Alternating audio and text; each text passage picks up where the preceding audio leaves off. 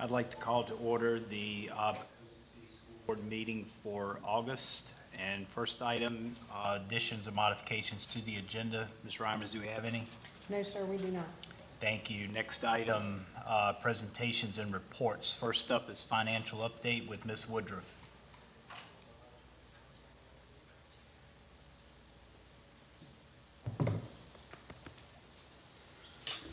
Good evening, Chairman Carter and members of the school board. For the finance report this evening, I wanted to let you know that we received some information regarding sales tax projections from the General Assembly's special session last week. In the FY21 budget, if you recall, we projected a 10% reduction in sales tax revenue, but the state is now anticipating that it will only be reduced by about 5%. So it is based on actual collection, so we will continue to monitor this revenue as we receive it monthly. And also, as you know, we received $86,000 in CARES Act funding from the city. We have been actively purchasing a variety of items, including PPE for students and staff, sneeze guards for tables, hand sanitizer for each classroom, and dispensers throughout the building, additional handheld electrostatic sprayers for the buses, individual student bins and materials to use while at school to eliminate sharing items between students, and thermometers for daily health screenings that will take place at each school building. We are very appreciative of the city's support in providing this additional funding for the schools. Finance staff have also been working over the last 2 months to close out fiscal year 2020 and prepare for the auditors. The auditors have completed their field work at all of the schools, and they've done the preliminary work with our office, and then they'll start final field work next month. So that concludes my report.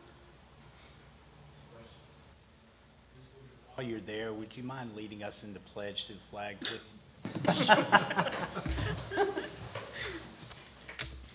I pledge allegiance to the flag of the United States of America and to the republic for which it stands, one nation, under God, indivisible, with liberty and justice for all.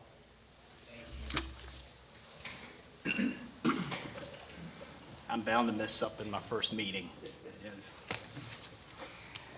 Next is update on school reopening plan in progress, Mr. Tillett and Dr. Fox.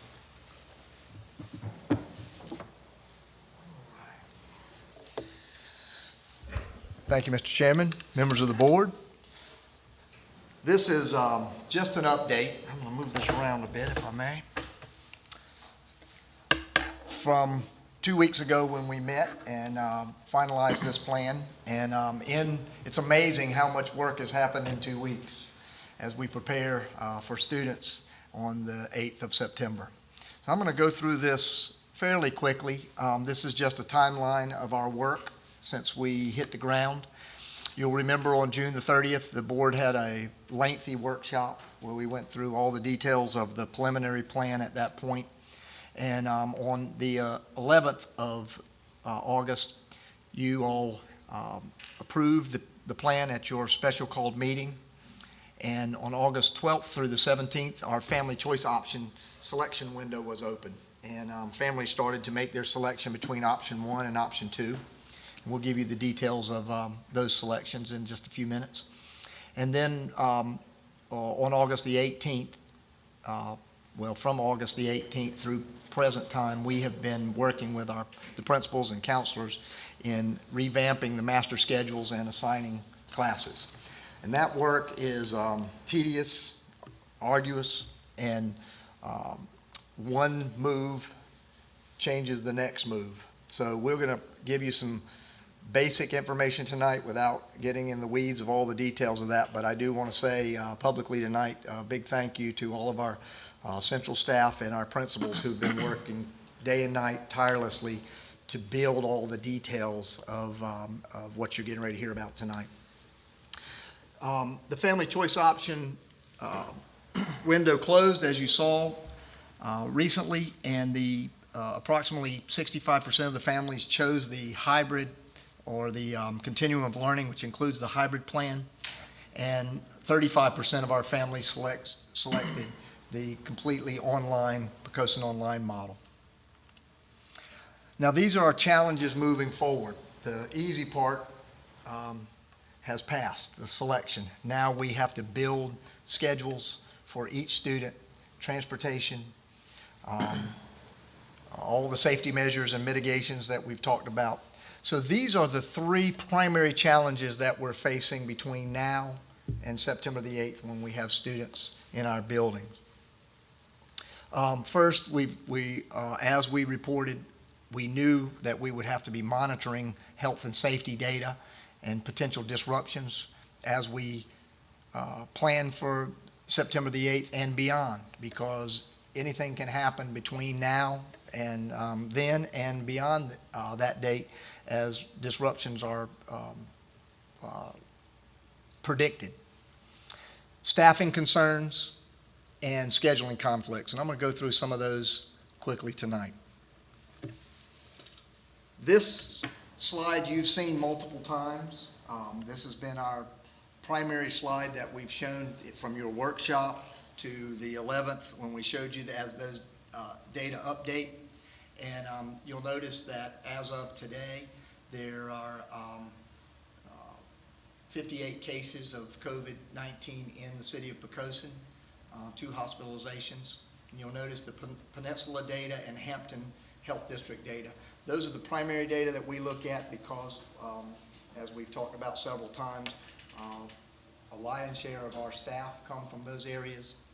Oh, I'm sorry. I'm going to move this where I can see it better. And so we're monitoring those areas regularly. Just to draw your attention to the percent positivity rate, you'll notice the Peninsula Health District and the Hampton District hovering just over at or above 8%. Rates of cases per 100,000, this is the leveler, so it's based on 100,000 people. So you'll notice that Poquoson has climbed a little bit between 361 when we last reported on August the 11th to 476 cases per 100,000 as of today.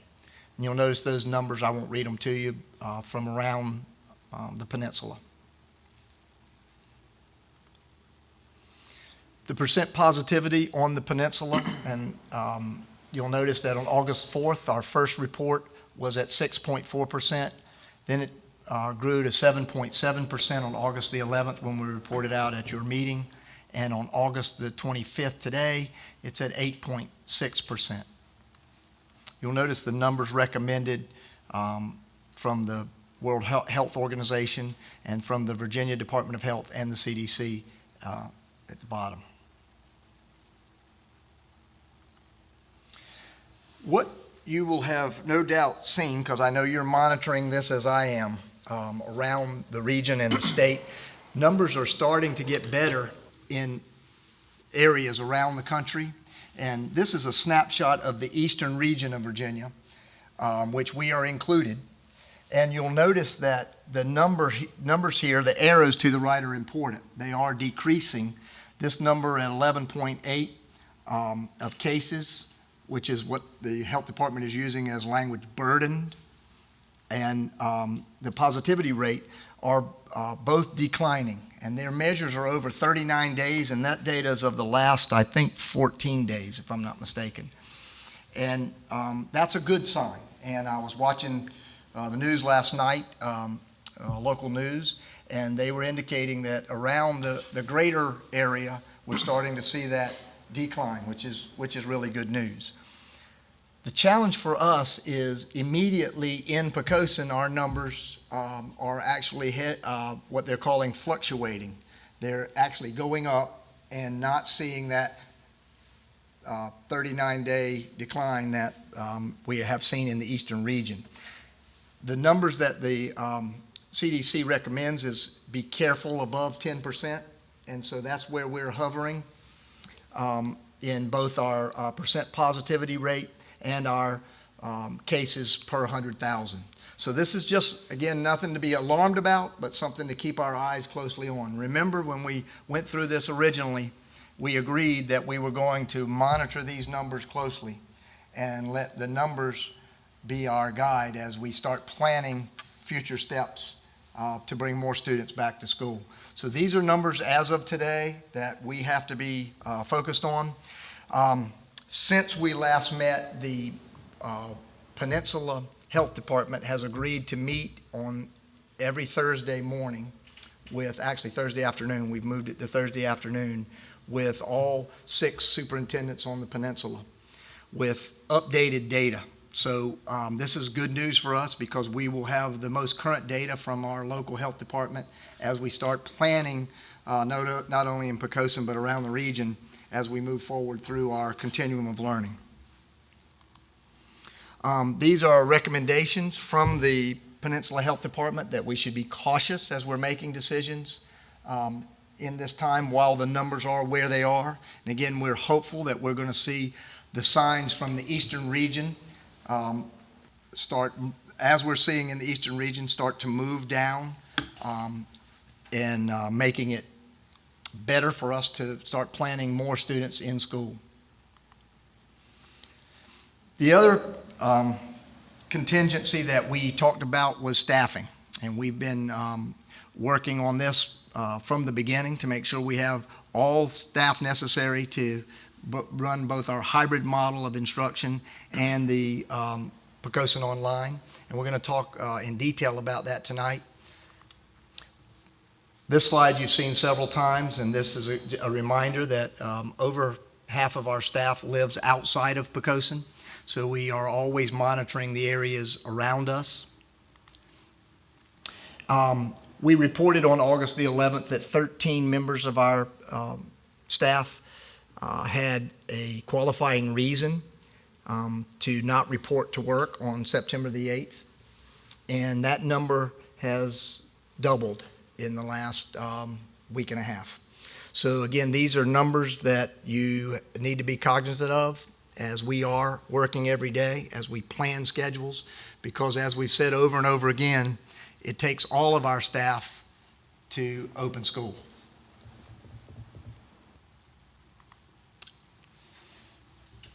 The next piece of this complicated puzzle is, to date, we have already had multiple instances where our staff has had to be quarantined or has had some level of exposure to COVID.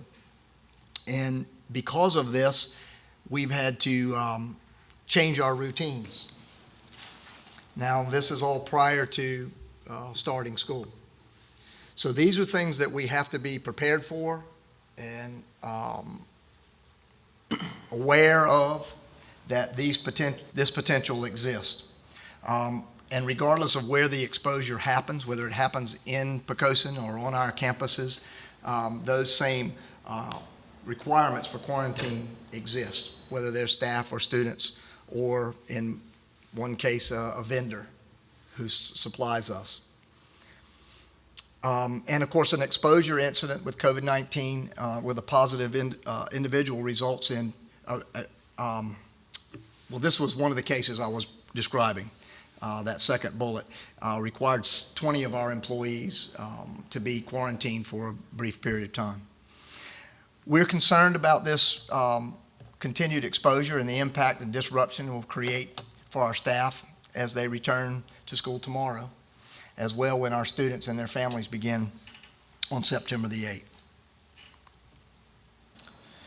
Now we're going to talk about the third piece of this challenge. We've talked about the health and safety concerns, and we're continuing to monitor those, not to sound any alarm, but just to be watching what's happening as we plan our next steps moving forward. Second piece we've talked about is the staffing concerns, and we've been very open and transparent about those challenges as we move through this plan. And those numbers are changing daily. And now Dr. Fox is going to come up and talk to you about some of the detail-specific scheduling concerns that we're having in trying to balance an online delivery model and a hybrid delivery model. Again, all of these things we're working out, but we want you to be on the forefront and know everything that's happening in a very transparent way as we move through these challenges. Dr. Fox is going to get a little bit in the weeds, so you might have some questions in some very detailed information about scheduling. And anybody's ever scheduled a school or had any part in that knows that it's like building a very complicated puzzle, and there's always a few pieces missing. So you're going to hear about that tonight, and if your eyes glaze over and you get frustrated, hold on, we'll get there. But Dr. Fox, if you'll come up and share our scheduling concerns. Thank you, Mr. Tillett. Good evening. So the first thing we wanted to share with you tonight is we have, based on some feedback that we received in ongoing conversations, we have made a slight change to the high school schedule. It now looks very similar, if you recall, to the middle school schedule, where there's some alternating in the amount of time and the days in which students will be online for the virtual learning schedule. So this schedule applies to those students in option number 1 who are going to be learning from home when they're at home. And this is obviously then for those students in option number 2, the Poquoson Online, this will be the schedule that they keep for the semester. So we just wanted to put that out there. We are in the process of preparing a document that'll go home to all parents, whether they're in option 1 or option 2, and it'll contain all of these details and more information about what each day will look like, whether they're on the continuum schedule or the virtual schedule. And as Mr. Tillett has said, from the onset, we've stated that the ability to run the hybrid schedule in conjunction with the full-time learning schedule is contingent on 2 major pieces. That's staffing and then the scheduling requests that are put in by students. So at the K-5 level, we've had to be extremely creative in filling all of the teaching needs, to include the use of some of our encore teachers in expanded ways, and as well as shifting a number of employees to get staffing assignments where we need them to be. So kudos to Mrs. Grisco and Dr. Wood and Ms. Ryer for working tirelessly to get those schedules. I won't say we're at 100% yet. We still have some decisions to make, but we're making progress with those. But we just want you to know, creating 2 schedules at one time with the limited staff you have is a very, very challenging task. At the 6 to 12 level, we could not continue to finalize our master schedules until we had the family choice options, because we had to be able to move those kids kind of into 2 categories as we did this. So in the development of the middle and the high school master schedule, there's some significant challenges that are going to simply require us to have more time to resolve, and they may require additional resources. So we've had to make some decisions over the past couple of days about where we go moving forward. So what I'm going to try to do is walk you through where we are with those decisions. So based on the data from the family choice selections offering courses in both the delivery model of both the hybrid in the continuum and the Poquoson Online, we are going to need some increases in staff for general education and for special education. They're going to require that some course offerings may not be available to students, or that may have to move them to online with Virtual Virginia, because we simply don't have the people to put in front of the students. It's going to make it difficult for some of our CTE students to get the credentials they need, not only to graduate as a part of the profile of a graduate, but also potentially it may interrupt their sequential elective. And if you recall from all of our discussions about accountability and accreditation, everybody has to have a sequential elective in CTE, meaning they take 1 course over the period of 2 years. So there may be some interruptions to those sequential elective requirements. And what we wanted to try to do, and again, this is getting in the weeds a whole lot, but we wanted to try and give you an example to maybe sort of show you where some of these challenges are coming from. So this is in the core area. This is advanced math. There are 56 students who are registered for advanced math. 42 of those are in the continuum, or option 1, and 14 of those are in Poquoson Online. So when we set up classes, you have 42 kids. We're going to need 2 sections, meaning teachers teaching 2 periods of that. Section 1, we would put 21 kids, and in section 2, ideally, we'd put the other 21 kids. So that would be on the days when they would come into school, you'd have 21 and 21. There's no guarantee that those numbers are going to split nice and evenly like that. We'd love for that to happen, but just based, again, on the number of schedule requests and the way it's going to fall, that may not happen. So there's a challenge there that we may not be able to socially distance if we can't get those numbers where they need to be. So we can say we can put 21 and 21, but that may not happen. So, and what we wanted you to see is the total number of staffing that's going to be required in running both of these schedules. We need 3 periods to do that.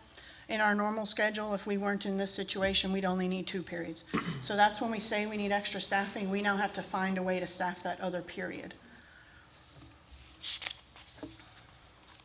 And this is an example of the tech drawing course. So this is referencing the CTE information we talked about earlier. So again, you've got 43 students who enrolled for that course. 29 of them have opted for the continuum in option number 1, 14 of them in Poquoson online. So what we can do, and you'll see there's 2 scenarios here, we've tried to lay it out, that if we have one section of the continuum, and we put all 29 of those kids in that section and then split that into an A day and a B day, you'd have 15 kids on one day and 14 kids on the other day. Again, ideally, we'd love for that to happen. We don't know that that will happen. And the issue here with some of these CTE classes, they're much more restrictive because of what they need to be able to do. This class, they need CAD, which is a certain software program. It's only loaded on specific computers in specific rooms, so we can't move that class to another classroom. So if we have, say the split is 16 or 17 to 13 or 12, we may not be able to put those kids in that room, and we've got to come up with another solution quickly on how we get that CAD software to those kids, because they need this to complete that CTE course. We could, we've put in here an option where we could divide it, that class, and split it like we did with the math analysis, but again, we would need additional staff to do that. So we can either staff it at 2 or 3, depending on if we can meet the needs for the physical distancing and provide the software that's needed for that course. So just an idea of, it's not just as simple as saying, well, there's 12 kids in the class, just split them and put them in there. There's a lot of details that have to come into play to make this work. And I do want to say, because I gave a shout out to Mrs. Grisco and Dr. Wood, and same thing to Dr. Syak and to Mrs. Bunting for the amount of hours that they've been putting in with Mrs. Goyne and Dr. Cunningham at the high school to try and figure out how can we make this work. We might be sitting up here presenting to you challenges, but it doesn't mean we're not trying to make it work. We just want you to understand where we are at this point in time. So again, this just goes back to, here's an example. If we just looked at math at the high school in terms of the number of additional sections that we would need to be able to staff both of these different schedule models, we would need an additional 7 periods of math just to make this work. So that's a teacher. Teachers 5 to 7 classes. They teach 5, they have 2 planning. That's another teacher that we would need, and that's just in math. So in order to understand, we also just wanted to give you a brief overview of how this process works, because that's important to understand why we're going to say to you that we're moving in one direction. So basically, you know, we do the program of studies, we present it to you in December, and we do that early because in February, students are picking their classes. So they put in the requests that they want or need for next year. Those requests then get put into a scheduling matrix. And then teachers are assigned to those sections based on the number of students that are enrolled in each course. So we have 50 students that are enrolled in a course. That's 2 sections of 25 students each. So that's how they start to build where these sections fall. Then those sections get assigned to class periods. So we know we need 2 sections. We put them in first period or third period. From there, now the trick, that puzzle starts in moving all of those periods around based on everything everybody needs, based on who can teach, because at the high school level, remember, we can't put an English teacher teaching a chemistry class. We can put a first grade teacher teaching a 5th grade class, but we can't do that at the secondary level. So now things start moving around, and the goal there is to reduce as many student conflicts as possible.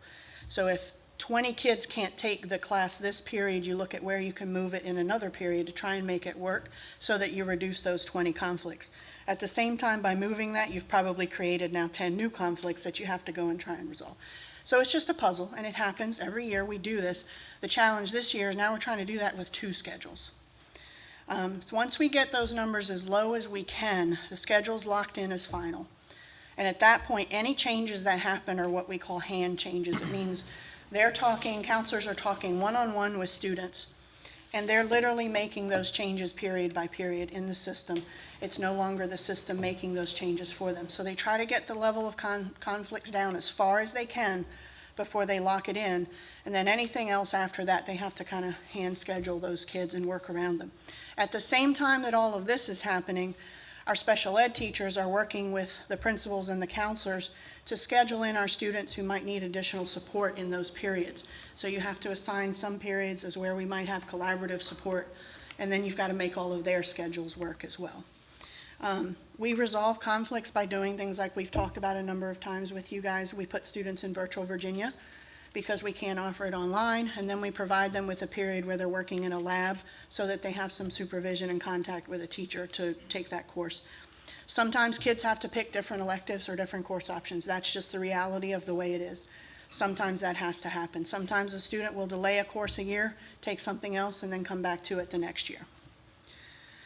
At the secondary level, we have an additional sort of challenge here. Being small is fantastic, and in many regards, it's always a positive for us, but in scheduling, it's a negative for us because it creates what are known as singletons. And those are periods that that class is only offered once. So imagine in building all of these different options, you can only put that class one time in the daily schedule. So a student that can't get it that period, they can't get it because we can't move that class based on other factors that are contributing to that. So that's your quick tutorial on how to build a master schedule.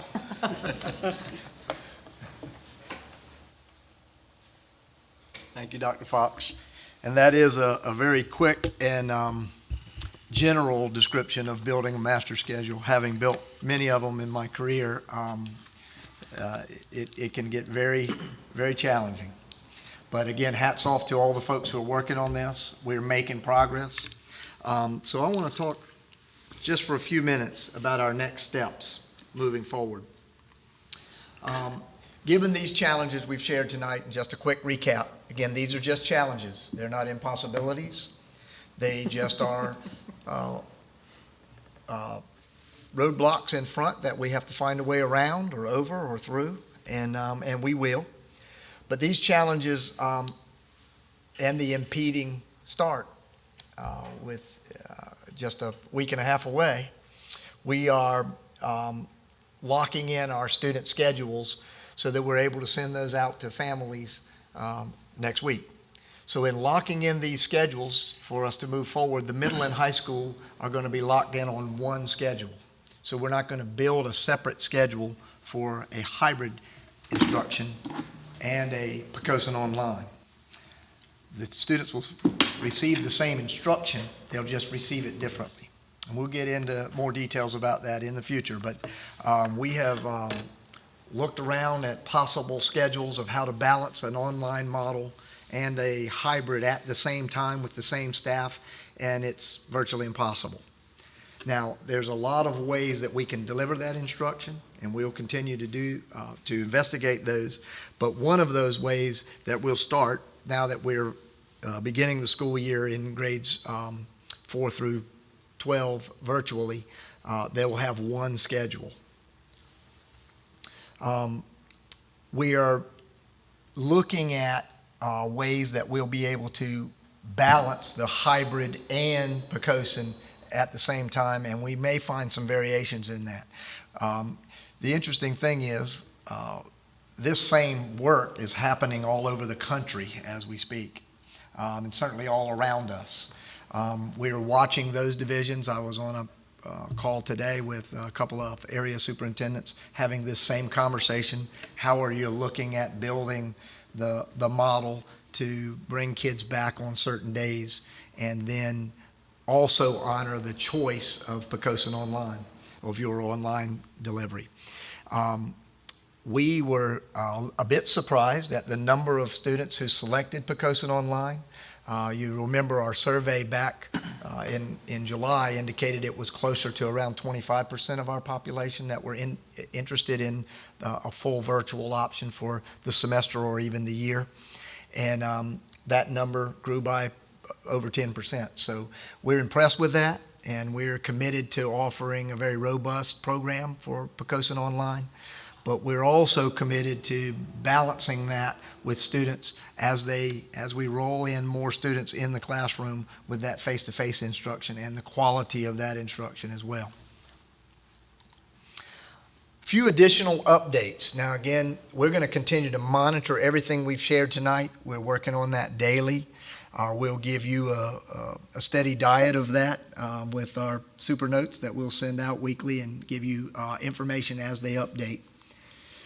Transportation, our families received communication in grades pre-K through 3 who selected the option 1 for hybrid, as well as students in adaptive special education programs requesting information whether they needed transportation starting on September the 8th, and then identifying a pickup and drop-off location. So our transportation department is working diligently to develop those bus routes, and we'll be sending that information out as soon as we can. We know that folks are anxious and ready to receive that information, and we just ask for your continued patience.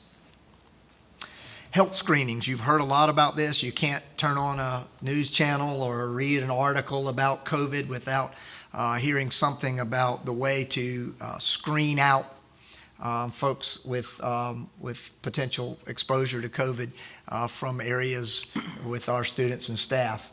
And so we have decided to do temperature checks every day in every building. If you've had any opportunity to be in our buildings this week, I was visiting schools today and I've had my temperature checked 7 times. And it was the same each time, thank goodness. So, and they were very diligent about it.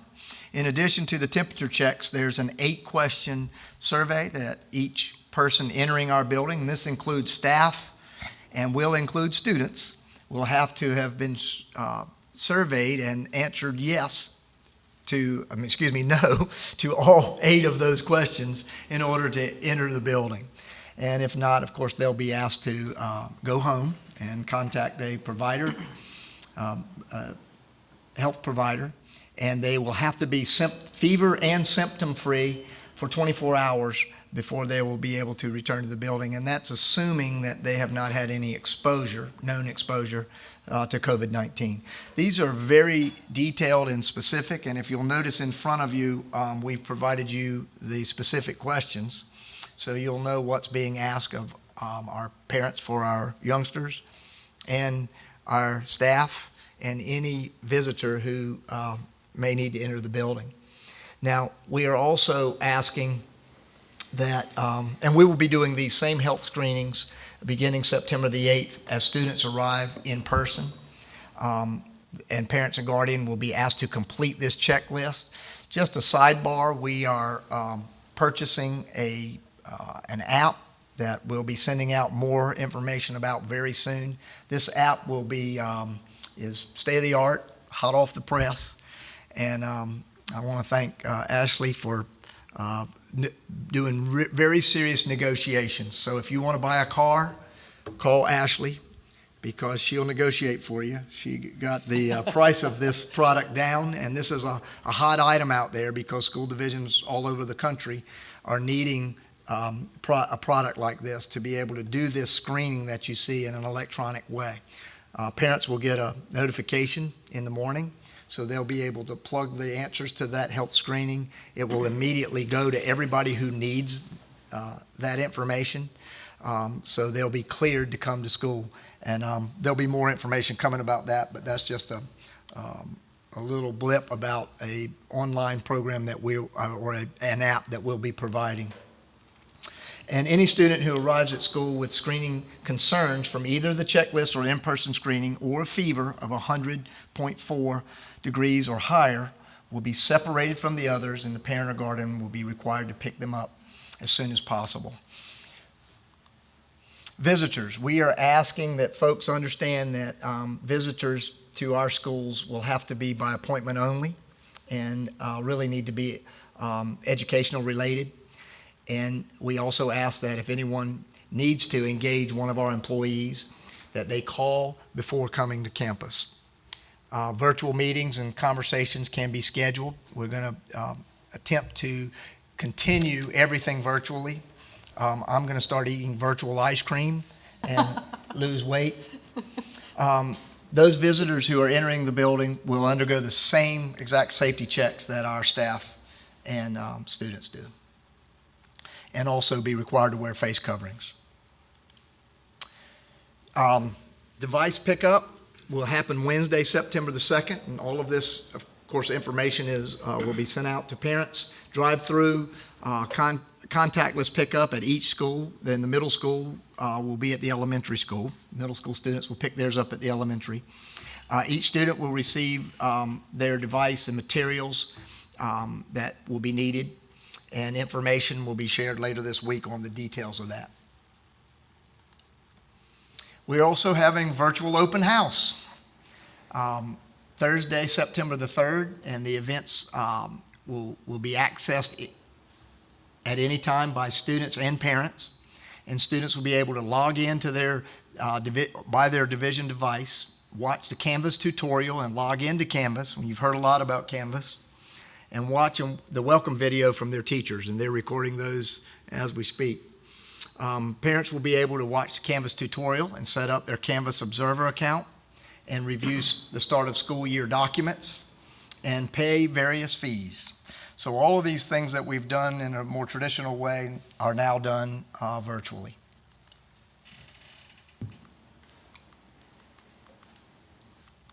Well, okay. Questions? Again, we've loaded you up with a lot of information. Ms. Sheila? Will that Canvas tutorial be available online for anybody? Parents, we're also working on modules that'll be available for parents. Okay, And the students, of course, will be trained through the same module based for students, how to use their Canvas account. And all of those things will be available for everybody, tutorials for all users, parents, students, and of course, our teachers are already involved in that training, and that will continue through our pre-service work starting tomorrow. starting tomorrow then. Well, for our teachers. Now, Oh, okay. many of our teachers have already had a jump start on that. Right. They've been available to that already for over a couple of weeks now. But tomorrow, our formal training begins, and our teachers who have waited to start those modules can do those beginning tomorrow. Sequential elective requirements. Credentials, has the state said anything about possible waivers? We haven't gotten waivers on those requirements. There have been a lot of waivers, but those have not been waived, nor has the 180-day and the 990 hours. We were in a webinar this morning with the state superintendent, and those hours have not been waived. Now, virtual hours count the same as in-person hours, but those sequential course requirements have not been waived. I'm guessing that this is going to come up in all of the smaller school districts across the state, so that may be something that they're going to have to contend with at a later date, I guess, but, Yeah. There's the state superintendents, as you I'm sure are aware, have been campaigning for some time for the state to consider waivers on testing requirements, right. the sequential course requirements, a lot of other specific requirements that divisions have had to be prepared for. Now in this time, maybe not doable, especially in small divisions and with challenges like singleton courses that we've I spoken mean, about today. If you can't, you can't. And I'm hoping that they will take that into consideration. So, yeah. Okay, I guess we'll get more information about that as we move. Absolutely. And I got an email today from Virginia Online, I think you mentioned, Dr. Fox, and the date was September 2nd, saying that that's when courses start. So I know we start later than parts of the state, but if we could just get clarification out there, you start earlier on those. On, what date, It was September 2nd? That, it said that in the email that the start date was September 2nd. Okay. Yeah, well, we'll get that clarification out there. Thank you. Got a question on the health screening part. So who's doing that? We have arranged for staff in each building to do that. We're using a combination of bus drivers, for example, paraprofessionals, office staff. We have everybody on deck. This is one of those times when if you are an employee of Poquoson City Public Schools, you're going to have a job to do. And there's, in most cases, you'll have multiple jobs to do. And this is an example of that. So we've got it scheduled already for every building to be covered while the building is opened, to have someone screening folks as they come in. Now, we're going to actually, even in the K-3, do some practice runs. I think that's scheduled for tomorrow or the next day. I'm looking at Ashley, Antonia. My calendar is blurring. To actually do a run-through, a mock event of how we will exit kids from buses and cars and make sure they can get safely into the building, and this screening process to do it the most efficient way possible. These are challenges that nobody ever thought we'd be dealing with as you welcome kids into a building, but they're significant challenges. And like I say, that we'll overcome them, but we're asking folks to be patient because there may be a delay in getting kids in class and getting started, at least until we get really good at it. But we're not going to compromise safety. We're going to make that priority number one, to make sure that each child can get into class safely, and we know that they're cleared based on what the CDC has recommended. If we are conducting a health screening, does any HIPAA laws affect or do anything come into play there at all? No, we're not sharing any private medical information with anybody. So I think the slide said if a kid spikes a temperature, or whatever scan, they get isolated. Kids are seeing somebody leaving. Yeah, I mean, they'll see people leaving, but we're not sharing with anybody this child has tested at a certain temperature. We remove kids for all kinds of reasons. Now, they can deduce what that might be, but we haven't provided any protected information. And again, this will be going on at every school, welcoming students for in-person instruction in the country. But good question. Charlotte, I believe you had referenced that all students and staff will have to fulfill this 8-question exam. I mean, obviously, for a staff member to answer these questions, it's pretty logical, but for like a kindergartner, does that app take the place daily of filling this?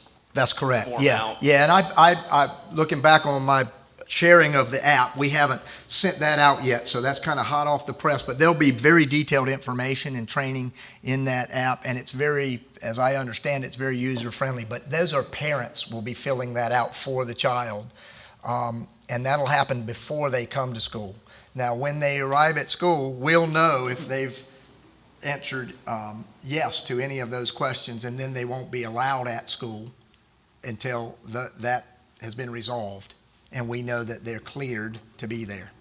Does that make sense? Now, the safety, the temperature check we will be doing in our buildings. There will be a parent or guardian responsible daily. Every day. Correct? When their son or whomever reports to school, That's correct. 8-question test has to be fulfilled. That's correct, yeah. Got a question. Mhm. The 20 staff that had to quarantine, are they part of the 25 that are covered under the? Okay, No, so they're no, separate. good question. That situation, and I sent an email out sharing the details of that with you, was just an unusual event from an outside vendor that we were notified. And just out of abundance of caution, we decided it would be smart to fulfill the 14 days. There was only several days left in that 14-day requirement, a few days. So we decided to be overly careful. But that was just why we shared that tonight, is that's a precursor of what could happen tomorrow or even when we have our youngsters in the building. So we have to be prepared for that. And in that event, we'll react in the same way. We will immediately quarantine and take the advice and lead from the Peninsula Health Department, and they're poised and ready to help us through those situations in the event they arise.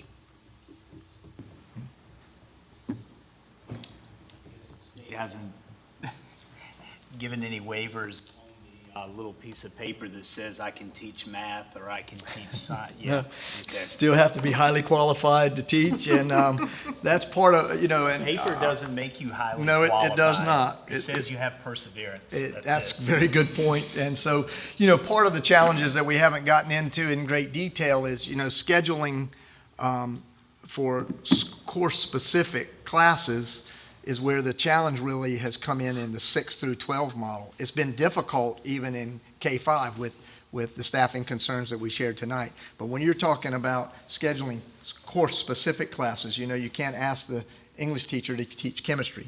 So all of those things go into play in building this master schedule.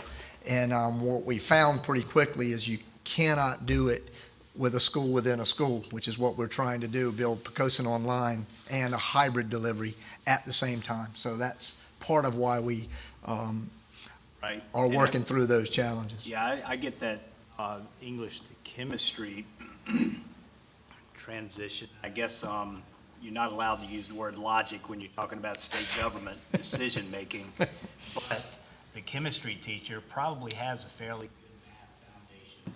That's true. That's Okay. very true. So, okay. Yeah. But nothing, all right.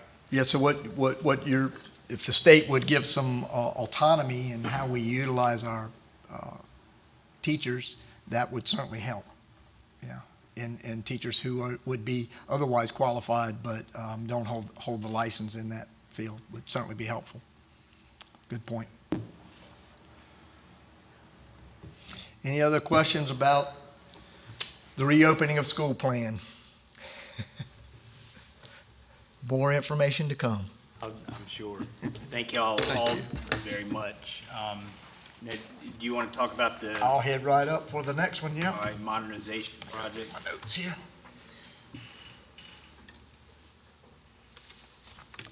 And I promise that this one will be brief, and you will quickly learn, like they have in my former division, that doesn't mean anything. No, this is going to be quick, I promise. This is exciting news. Not that reopening school is not, but this is all exciting. Everything about this presentation I think you'll enjoy. And first, we are now at an 80% completion of the phase detailing of the architectural work, preparing for the modernization project of Poquoson Middle School. The cost estimate was completed at the 75% mark and came in right at budget. So that's always a good sign when you're in my shoes. The current bidding climate is very favorable now. Chairman Carter and I were talking briefly before the meeting that there may be a few silver linings that come out of COVID. And one of those silver linings as it relates to our construction project that's forthcoming is that this is a great climate for contractor work. And we're hoping to take advantage of that and really get some favorable bids.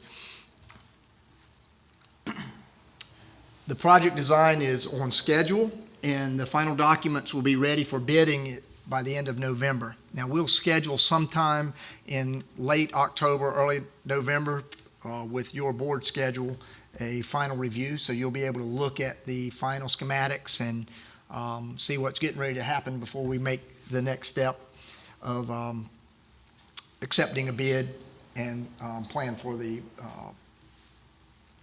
demolition and then construction. We're estimating that as the original schedule that we'll actually have kids in the building ready to have school at the new Poquoson Middle School by right after Christmas break, January 2023. So now, here's the fun part.